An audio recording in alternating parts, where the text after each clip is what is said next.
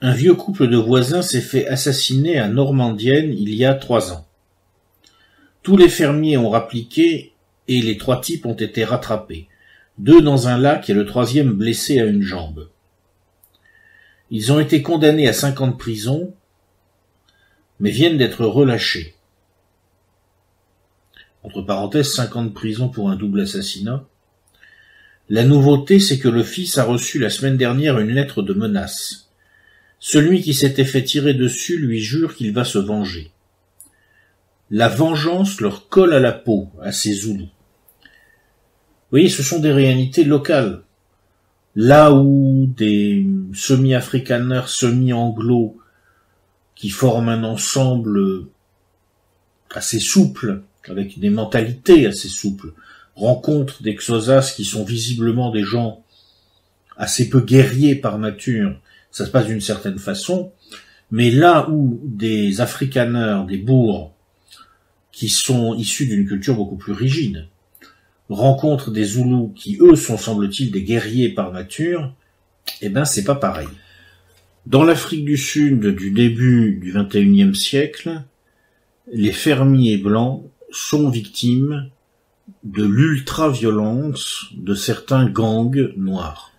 En arrivant à Flaukhral, un carrefour perdu au-delà de Jamestown, un policier armé nous arrête. « Que diable vous amène dans les parages? Vous ne savez pas que des commandos mènent une battue dans toute la région? Un jeune couple de fermiers vient d'être massacré après les pires tortures, accroché aux toilettes, les yeux arrachés à la petite cuillère, du sang jusqu'au plafond. Le policier les invite chez lui et il leur parle de la situation. Regardez mes statistiques. Avant 1994, une moyenne de 60 crimes par an sur mon district. Depuis, regardez la courbe, de 90 à 147. Depuis 1991, notre pays a connu plus de 5500 attaques de fermes, donc en 10 ans, qui se sont soldées par 1800 morts, et ça s'intensifie. Depuis 1998, 927 fermiers ont été massacrés, et ils ne font pas de quartier, tout le monde y passe, les femmes, les enfants, les ouvriers agricoles. 300 personnes par an, presque 1 par jour. Vous remarquerez que c'est une chose, à cette époque-là, dont on ne nous a pratiquement pas parlé en Europe. Moi, à cette époque-là, je ne savais pas que ces choses existaient. On nous expliquait que l'Afrique du Sud, c'était merveilleux, c'était le pays de l'arc-en-ciel, blabla. Alors cette violence déployée contre les fermiers blancs peut atteindre des niveaux absolument stupéfiants. Témoignage en Afrique du Sud, donc. En 1999, un vieil ami s'est fait massacrer avec sa femme dans sa ferme. Le contremaître a dit les avoir entendus crier toute la nuit comme des cochons. Il était tellement pétrifié qu'il n'a pas bougé. Le lendemain, il a découvert le carnage. Les vieux avaient été écorchés vifs, Petra violée par les 5 ordures, les ongles arrachés et j'en passe, une vieille dame de 70 ans. Personne n'a compris pourquoi cette furie. Les villageois noirs ont organisé eux-mêmes une énorme battue et ont attrapé les 5 criminels. C'étaient des tueurs à gages recrutés à Johannesburg et commandités par la communauté villageoise du neveu de J.C. Shepherd. Le groupe constitué venait de se faire débouter d'un land claim illégitime et ils ont cherché à se venger en se trompant de personne. Alors, qui commet ces crimes contre les fermiers blancs? Eh bien, ce qu'explique la quasi-totalité des acteurs que Sonia et Alexandre Poussin ont rencontrés au fil de leur parcours, c'est qu'en fait, la violence dirigée contre les fermiers blancs ne vient quasiment jamais de leurs ouvriers agricoles. Ça peut arriver, mais c'est rare. Parce que tout simplement, les intérêts objectifs des ouvriers agricoles sont que les fermiers blancs restent. Voici ce que raconte un témoin. On lui demande qui fait ça et pourquoi.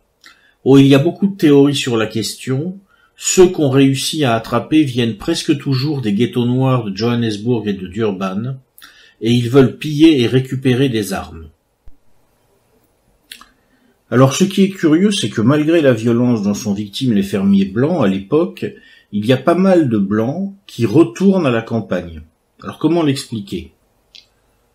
Certains reprennent les terres familiales, mais il y a un phénomène récent qu'on attribue à une conséquence de l'affirmative action, la discrimination positive.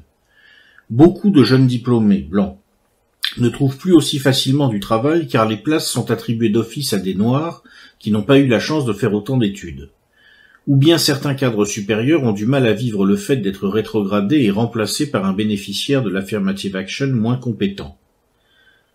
Dans d'autres cas, les sociétés doivent avoir des quotas de Noirs et de Coloreds, ce qui conduit à des licenciements.